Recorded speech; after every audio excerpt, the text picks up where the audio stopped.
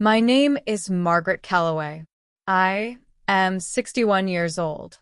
I have a house I paid for, a business I built, and a patience I developed over 40 years that most people mistake for weakness.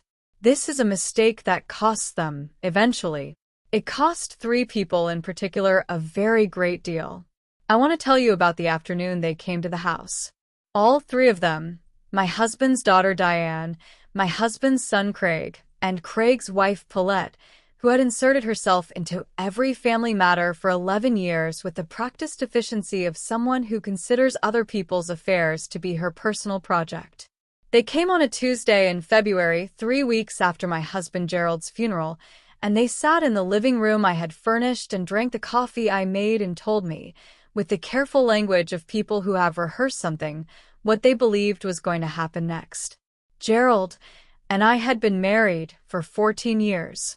He came to me at 47 with 2 adult children from his first marriage, a consulting business that was successful but not exceptional, and a quality of steadiness that I had never encountered in a man and that I fell in love with before I had fully registered what was happening. We were good together. We were genuinely, unglamorously, sustainably good together, which is rarer than people account for when they imagine what they want from a life. His children had never accepted me. I want to be accurate about this rather than dramatic. They did not hate me in any active or violent sense. They simply proceeded, from the day Gerald introduced me, on the assumption that I was temporary, a placeholder, a phase, something that would resolve itself given enough time and enough pointed exclusion.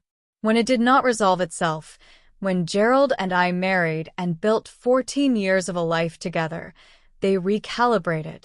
The exclusion became management. They managed me the way you manage a situation you cannot change, but refuse to accept, politely, at a distance, with the minimal engagement required to avoid an outright conflict that their father would not have tolerated. Gerald died of a heart attack in January. He was 62. He was on the back porch with a cup of coffee and the morning newspaper, and he was gone before the ambulance arrived, and there is nothing I can tell you about that morning that will make it make sense because it does not. Some things do not resolve into sense. You carry them. 3 weeks after the funeral, Diane and Craig and Paulette sat in my living room and told me what they wanted. They wanted the house. Gerald's name was on the deed. We had never transferred it to joint ownership, an oversight I had not thought to correct because our marriage was not a transaction, and I had not been thinking about it in transactional terms.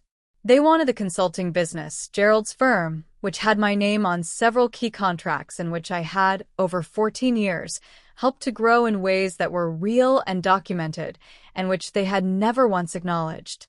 They wanted the contents of Gerald's personal investment account, which was substantial, and they wanted it in its entirety. Craig presented this in the language of legal entitlement. Diane presented it in the language of family loyalty. Paulette did not present anything. She sat and watched with the expression of a woman who has already decided the outcome and is merely waiting for the formalities to conclude. I listened to all of it. I drank my coffee. When they finished, I said, "I understand what you're asking for. Let me think about it, and I'll be in touch with your attorney." They left satisfied. Craig was almost warm at the door. Paulette smiled at me in the way of someone who has already begun mentally redecorating. I closed the door. I stood in my hallway for a moment. Then I went to my study, sat down at my desk, and made 3 phone calls. The first call was to my own attorney, a woman named Frances Okafor who had handled my business affairs for 9 years and who, when I told her what had happened, was quiet for a moment and then said, "Margaret, tell me you didn't sign anything." I told her I had not signed anything. She said, "Good. Come in tomorrow morning. Bring everything." The second call was to Gerald's attorney, a man named Robert Shen who had been Gerald's personal and estate lawyer for over 20 years. I told him I had been visited by Gerald's children and that I expected to be hearing from their legal representation shortly. He said, I was expecting your call. There are things we need to discuss about the estate documents. Can you come in Thursday? The third call was to my accountant. I am going to tell you something about the next 6 weeks that I want you to understand before I tell you what happened at the final meeting. Those 6 weeks were not dramatic. They did not have the texture of a plan being executed or a revenge being engineered. They had the texture of work, the methodical, careful, thorough work of a woman who has spent 40 years building things and understands that the foundation of anything lasting is documentation. I went through 14 years of records. Financial records, business records, the paper trail of a marriage that had been, whatever else might be said about it, a genuine partnership. I found things I had not looked at in years. I found things I had never looked at all because Gerald was the kind of man who handled things without announcement and trusted me to do the same, and we had, in 14 years, never needed to audit each other. What I found was that Gerald had been thorough in ways I had not fully known. He had updated his will 18 months before he died. I did not know the specific contents. Robertson had prepared it, and Gerald had mentioned, once, that he had taken care of things, in the way that men of his generation sometimes refer to estate planning, but I had not seen the document itself. This is the document that Robertson needed to discuss with me on Thursday. I went to Robert's office on Thursday morning. He was a small, precise man who had known Gerald since they were in their 30s and who had the quality of someone who takes his obligations seriously whether or not they are convenient. He offered me tea. He sat down across from me. He placed a copy of the will on the table between us. Gerald rewrote this 18 months ago, he said. His children do not know the contents. They have contacted my office demanding disclosure. I have told them that disclosure will occur at the estate meeting, which I have scheduled for 6 weeks from today. He looked at me steadily. I think you should read it now. I read it. It took me 20 minutes, because I read carefully. When I finished, I set it down on Robert's desk and looked at the view from his window, which was an ordinary view of a street and a parking structure, for a long time. Gerald had known. He had known his children in the way that a parent knows children they love without illusion, clearly, accurately, without the distortion of either idealization or bitterness. He had known what they would do, and he had, with a quiet thoroughness that was his most essential quality, made sure they could not do it. They're going to be very upset, I said. Yes, said Robert. Their attorney has already been in contact with Francis, I said. They're preparing a challenge. I know, said Robert. Gerald anticipated that too. He turned to a specific page in the document. Read this section. I read it. Then I looked up at Robertson and I said, he thought of everything. Robert allowed himself a small smile. Gerald was a thorough man, he said. It was one of the things he admired most about you. I am going to tell you what I did during those 6 weeks, because the doing of it matters. I continued going to work. Gerald's consulting firm, Callaway Hart Associates, which had carried both our names for 8 of the 14 years we were married, had 11 employees and 4 active client contracts and needed managing regardless of what was happening in probate. I managed it. I answered emails. I ran the Tuesday staff meeting. I took a call from our largest client, a regional healthcare network, and reassured them that the transition would be handled professionally. It was. Diane called me twice during those 6 weeks. The calls had a quality I recognized, the careful warmth of someone who has been advised by legal counsel to maintain a civil relationship with a party to a dispute. I was pleasant and brief and gave her nothing she could use because I had been having that kind of call for 14 years, and I knew how they worked. Craig did not call. This was consistent with Craig, who expressed himself through action and intermediary rather than direct communication, and who had, I suspected, already moved on in his mind to the logistical questions of the house. What renovations to make, what to do with my things. Paulette sent me a casserole. I found this interesting. I ate the casserole. It was adequate. What I did not do was give them any indication of what the will contained. Robert had been explicit.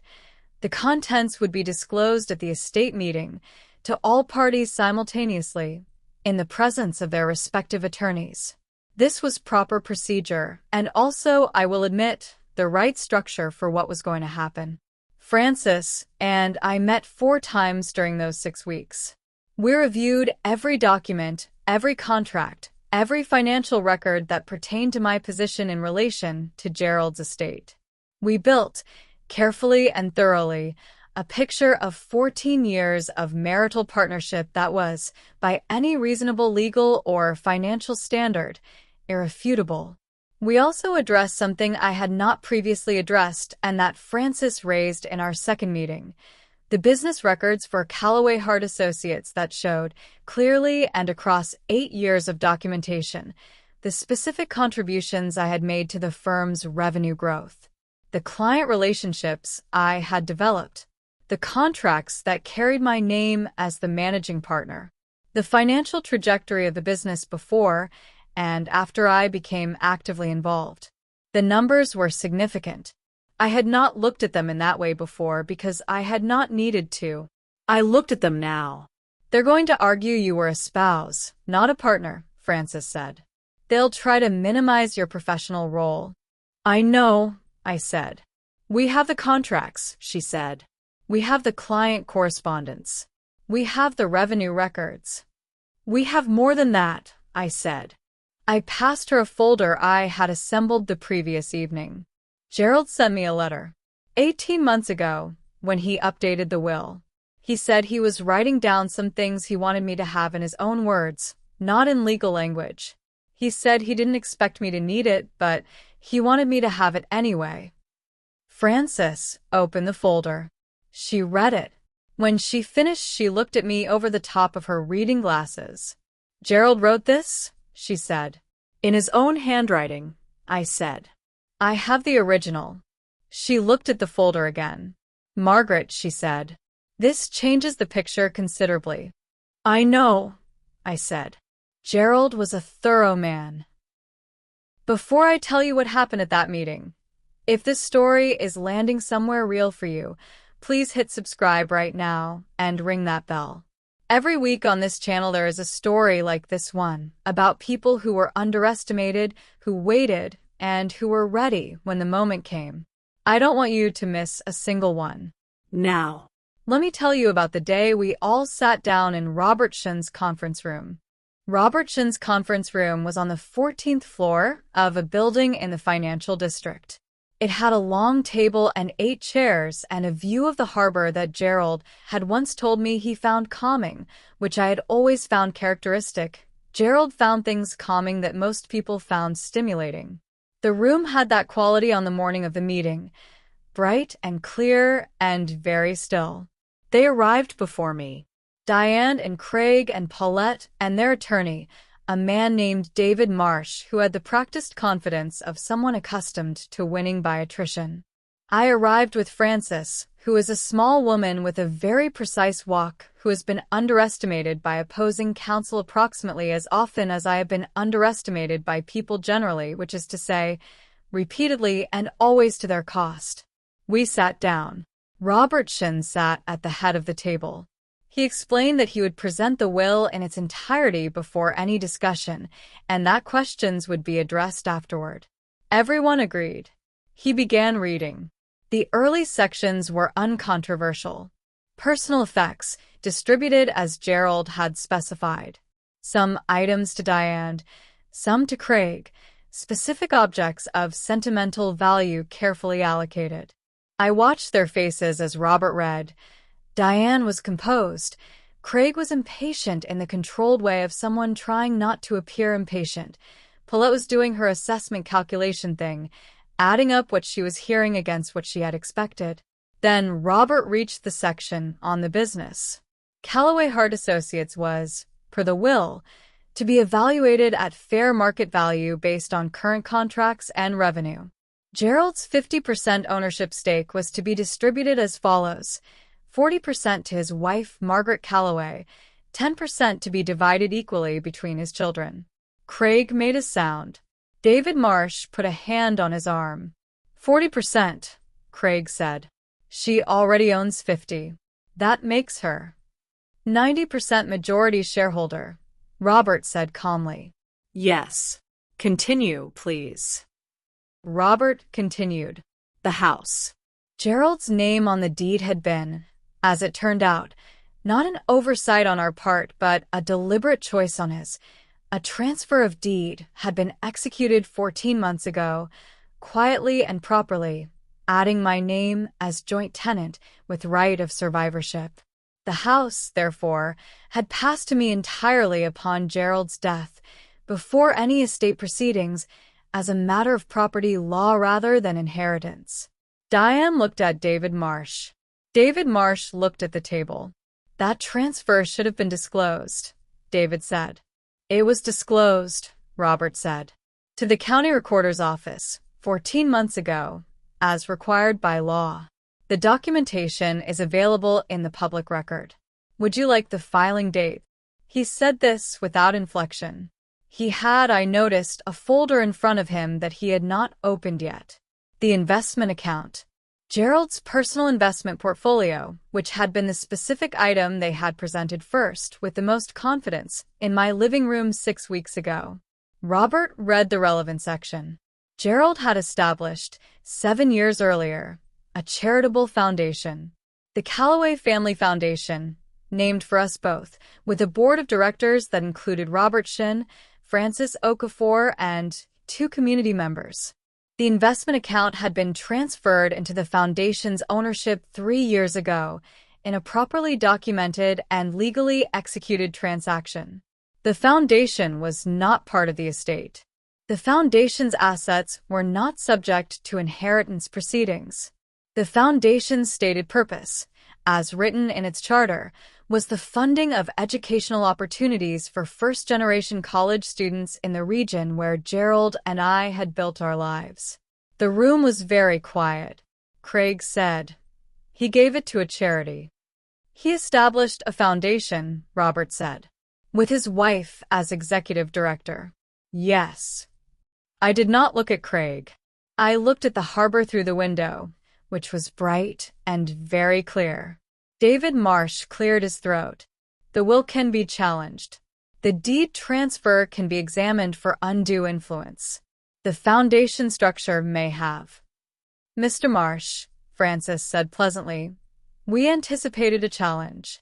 She opened her briefcase. She placed a document on the table and slid it toward David Marsh. This is a letter written by Gerald Calloway 18 months ago, in his own hand, witnessed by 2 independent parties, describing in specific terms his intentions for each element of the estate and his reasons for them. It addresses the question of undue influence directly. She paused. It also describes, in Gerald's own words, the nature of his relationship with his children and his reasons for the decisions he made. I would encourage you to read it before advising your clients on next steps. David Marsh picked up the document. He read it. His expression, which had maintained its practiced composure through the reading of the will, did something different while reading Gerald's letter. Gerald had always been able to write clearly. He was the kind of man who said exactly what he meant in exactly as many words as were necessary and no more. The letter was 4 pages. It was, Francis had told me after reading it, one of the most precise and legally preemptive personal documents she had ever encountered. When David Marsh finished reading, he set the letter down. He looked at Craig. Then at Diane. Then he said, I'd like to speak with my clients privately. Robert Shin gestured toward a smaller room adjacent to the conference room. They filed in Craig, Diane, Paulette, David Marsh. The door closed. Francis and I sat at the long table. The harbor was still bright through the window. Robert poured me a glass of water. How long do you think they'll be? I asked. Not long, said Robert. He was right. They were back in 11 minutes. David Marsh came back into the conference room alone. He sat down across from Francis and me. He placed Gerald's letter on the table between us with the careful deliberateness of a man returning something that belongs to someone else. "I've advised my clients," he said, "that a challenge would be protracted, expensive, and unlikely to succeed given the documentation." He paused. Gerald Calloway was, apparently, extraordinarily thorough. "He was," I said. "My clients would like to know," David Marsh said, "whether there is any possibility of a conversation. About the business, specifically. About a role, perhaps, or some form of ongoing connection to—" "Mr. Marsh," I said. I said it gently. "Your clients have had 14 years of ongoing connection to this family. They chose a particular relationship with that time. I am not in a position to renegotiate the choices they made with the time they had." He nodded. He had the manner of a man who had expected this answer and was not surprised by it. "There is one more thing," Frances said. She produced another document from her briefcase. "Mrs. Calloway has prepared a statement regarding her role at Calloway Hart Associates over the past 8 years. Given that a minority stake in the business is passing to Mr. and Ms. Hart as minority shareholders, they are entitled to receive annual financial statements from the company. They are not entitled to operational involvement. This document formalizes that structure." She slid it across the table. "We'd like signatures today, if possible." David Marsh read it. He excused himself. He went back to the smaller room. He returned in 6 minutes. "They'll sign," he said. "We signed everything that needed to be signed."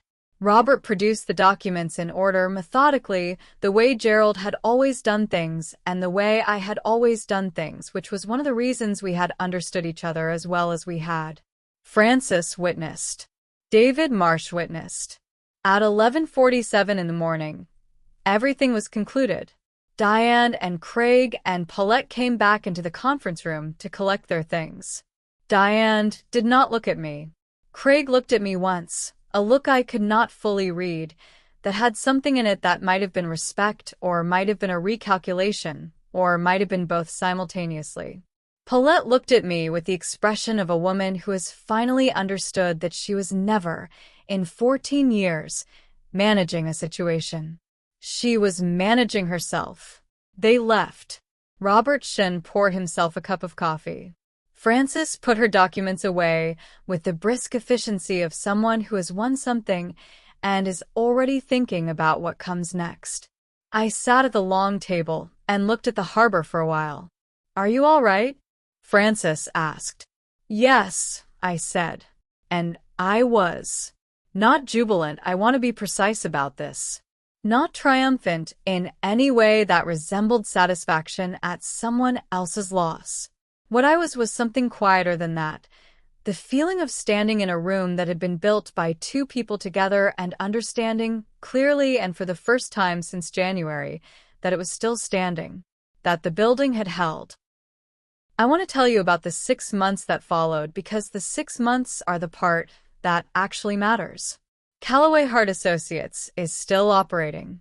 I have a 90% stake and the day-to-day leadership of a team I have worked with for years and who, in the weeks after Gerald's death, showed me a loyalty and a steadiness that I will not forget. We lost 1 client in the uncertainty of the transition. We gained 2 others through referrals from the healthcare network, whose representative sent me a handwritten card that said, "We've always known who is running this place. We're glad you still are." The Calloway Family Foundation made its first grant awards 4 months after the estate meeting. 11 students, first generation in their families to attend university in the region where Gerald grew up. I sat on the foundation board and read their application essays, and I thought about Gerald on his back porch with his coffee, and about the kind of man who plans 14 years ahead for other people's futures while they're still busy living their present. The house is mine. I repainted the living room in November, a color I had always wanted and that Gerald had called too dark, but tolerated with the affectionate stoicism he brought to everything he did not prefer. It is not too dark. It is exactly right. I sit in that room in the evenings and I read, and October. I did not intend to get a cat, but a colleague's cat had kittens and I did not intend to take one. Sleeps at my feet, and the room is warm and very quiet and completely mine. Diane reached out in the spring. A letter, handwritten, which surprised me. It was not an apology in any complete sense. It was something smaller than an apology and larger than nothing, an acknowledgement that the years had not gone the way they could have gone, and some expression of regret about that. I read it twice. I put it in a drawer. I did not respond immediately. I am still deciding what response, if any, is the right one. I have time. Craig did not reach out. I did not expect him to. Craig is a man who processes things internally and expresses them through action or not at all, and I have not yet seen evidence of any action. I have left that door neither open nor closed. I have simply let it be a door, which requires nothing of either of us until one of us chooses to approach it. Paulette sent me another casserole at Christmas. I found this baffling and a little wonderful. I ate it. It was better than the first one. I have not told you what Gerald's letter said. I am going to tell you some of it now because it is the part of the story that is not about strategy or documentation or estate proceedings. It is the part that is about a person and about 14 years, and about the quality of being known by someone who knows you clearly and loves you anyway. He wrote it by hand, on the good stationery he kept in his desk, the thick cream-colored paper that he used for things he considered important. For pages. The handwriting was his careful, slightly formal, the handwriting of a man who learned cursive in a school where it was taken seriously. He wrote about the business first, practically, clearly, explaining his reasoning for each decision in the will in terms that anticipated every challenge and addressed every question. This was Gerald. He led with the practical because he trusted the emotional to sustain itself, and he was not certain the practical would be handled if left to someone else. Then he wrote about me. He wrote, Margaret came into my life when I had largely stopped expecting anyone like her to arrive. She is the most capable person I have known. She is also the loneliest person I have known in the sense of someone who has always been surrounded by people who benefited from her competence without fully seeing the person behind it. I have tried, in 14 years, to see the person. I hope I have managed it adequately. I am certain I have not managed it as well as she deserved. He wrote about his children. He wrote about them with the clear-eyed love of a father who knows his children and does not pretend otherwise, who loves them and also sees them. He wrote that he was sorry for the difficulty of their relationship with me and that he believed, rightly, that the difficulty had its origin in their fear rather than in anything I had done. He wrote that he hoped, in time, they might arrive at something better. He said he understood this might not happen and that he had built the estate documents to ensure that whether it happened or not, I would be protected. He wrote at the end, I am aware that I may be gone before she reads this. I am also aware that she will manage perfectly well without me, because she is Margaret and managing is what Margaret does. What I would ask is that she allow herself, in the time that follows, to be something other than competent for a while. She has been competent on everyone's behalf for long enough. She is allowed now to simply be.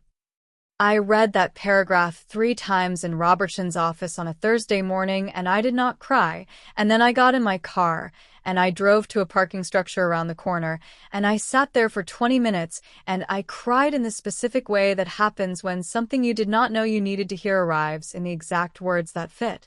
Gerald was a thorough man. Even about that. There is something I want to say about what it means to be underestimated for a long time, because I think it is the thing at the center of the story, and I want to say it clearly before I'm done. Underestimation is not passive. The people who underestimated me, Diane, Craig, Paulette, and, in their own way, many people over the course of my professional life, were not simply failing to notice me. They were actively constructing a version of me that fit their needs. A temporary presence. A manageable circumstance. A woman of a certain age in a second marriage who had lucked into proximity to something valuable and who could, with the right pressure at the right moment, be separated from it. They built that construction carefully and lived inside it for years. The problem with constructions built on a false foundation is that they do not survive contact with documentation. They do not survive contact with 14 years of business records and a handwritten letter and a deed transfer quietly executed 14 months before the fact became relevant. They do not survive, ultimately, the evidence of a life actually lived. I spent 61 years being competent, being the person who handled things, being the woman who was relied upon and occasionally acknowledged and rarely seen. Gerald saw me. He saw me clearly and specifically, and he wrote it down in his own handwriting on cream-colored paper, and he put it in a drawer where it would wait until it was needed. It was needed. It was exactly enough. I run a company. I direct a foundation. I live in a house with a room painted exactly the right color. I have a cat named October who is not supposed to stay but has clearly decided otherwise, and on Tuesday evenings I walk to the harbor and watch the water the way Gerald used to watch it from his conference room window, and I think about what it means to build something that outlasts you. Gerald built something that outlasted him. Not the business, though the business is his too, but the protection, the foresight, the specific, careful, thorough love of a man who looked 14 months ahead and then 18 months ahead and made sure that when the moment came, I would not be standing in it alone. I was not standing alone. I had Gerald's letter. I had Francis. I had Robert. I had 14 years of documentation and a foundation chartered in both our names and a deed that had been filed in the public record on a Tuesday afternoon while I was at work and did not know. The quietest revenge is the one that was planned by someone else before the need for it was visible. The one that was built out of love rather than anger, out of thoroughness rather than strategy, out of the simple, clear, irrefutable knowledge of who you are and what you have built and what you deserve. Gerald knew.